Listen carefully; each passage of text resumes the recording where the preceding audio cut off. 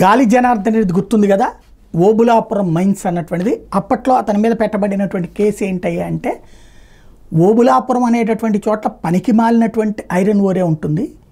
అంటే అది కరెక్ట్గా చెప్పాలంటే మట్టి తప్పించి ఏముండదు అక్కడ. కానీ కర్ణాటకలో ఉన్నటువంటి అడవుల్ని తవ్వేసి అక్కడ ఉన్నటువంటి ఐరన్ ఓర్ని ఇతర దేశాలకు మళ్లించడానికి దీన్ని వేలం కింద తీసుకున్నాడు. ఇక్కడ ఏమీ రాదు, కానీ ఇక్కడ పేరుతో వేబిల్లులు క్రియేట్ చేసి విదేశాలకు ఎగుమతి చేశాడు అన్నటువంటిదే సిబిఐ దర్యాప్తులో తేలినటువంటి నిజం. అప్పుడు అరెస్టు, జైలుకి వెళ్ళడం ఇదంతా జరిగింది. అయితే ఆ మట్టి కుప్పలను ఇప్పుడు అమ్మేసుకుంటున్నారట. అంటే ఆ మట్టి కుప్పలను అప్పుడు సిబిఐ సీజ్ చేసింది.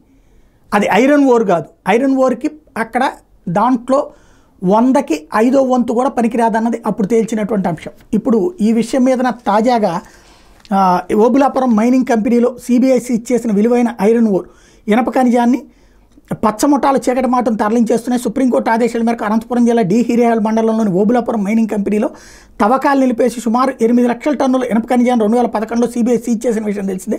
దీని మీద కనీసం టీడీపీ నాయకులు 4-5 రోజులుగా ఓఎంసీలోకి చొరబడి లారీల్లో ఇనుప ఖనిజాన్ని చీకటి పడగానే సమీప స్టీల్ ఫ్యాక్టరీలోకి తరలిస్తున్నారు. అర్ధరాత్రి వేళ కొండ ప్రాంతాల్లో లారీల సంచారం లైట్లను గమనించిన స్థానికులు ఓఎంసీలో దొంగల పడ్డాన్ని చర్చించుకుంటున్నారు. రోజుకు సుమారు 4,000 టన్నులు మాయమవుతున్నట్టు సమాచారం. నాణ్యతను బట్టి టన్ను 4,000 వరకు విక్రయిస్తుండడంతో భారీగా లూటీ చేసినట్లు అంచనా. ఓఎంసీలో లభ్యమయ్యే ఇనుప ఖనిజం నాణ్యతకు పేరు పొందింది. దీన్ని కాజేసేందుకు టీడీపీ నేతలు పథకం ప్రకారం వ్యవహరించారు. ఇందులో భాగంగా ఎల్లో మీడియా తప్పుడు కథనాలు రాయించారు. సిబిఐ సీజ్ చేసిన ఇనుప ఖనిజం గత ప్రభుత్వాల్లోనే తరలిపోయిందంటూ తప్పుడు కథనాలు వండివార్చారు. ఓఎంసీలో ఇనుప ఖనిజం తరలిపోతున్న పోలీసులు కళ్ళప్పగించి చూడడమేనా చర్యలు తీసుకునేందుకు సాహసించడం లేదు. లాఠీ ఉలిపిస్తే బదిలీ తప్పదనే భయం వాళ్ళని వెంటాడుతోంది. ఇనుప ఖనిజాన్ని టీడీపీ నాయకులు అక్రమంగా తరలిస్తున్న విషయాన్ని బీజేపీ నాయకుడు మాజీ ఎమ్మెల్యే కాపు రామచంద్రారెడ్డి సైతం ఇటీవల బహిర్గతం చేశారు. గత ప్రభుత్వంలో దోచేసినట్టు వచ్చిన కథనాలను ఆయన ఖండించారు.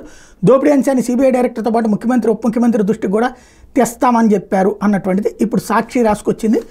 మరి ఇప్పుడు సిబిఐ ఏం చేస్తుంది? ఎందుకంటే సిబిఐ సీజ్ చేసినటువంటి దాన్ని ఎత్తేసారు. ఏం చేస్తుంది, ఏం దర్యాప్తు చేస్తుంది? మళ్ళీ దీని మీద సిబిఐ దర్యాప్తు జరపాలని చూడాలి.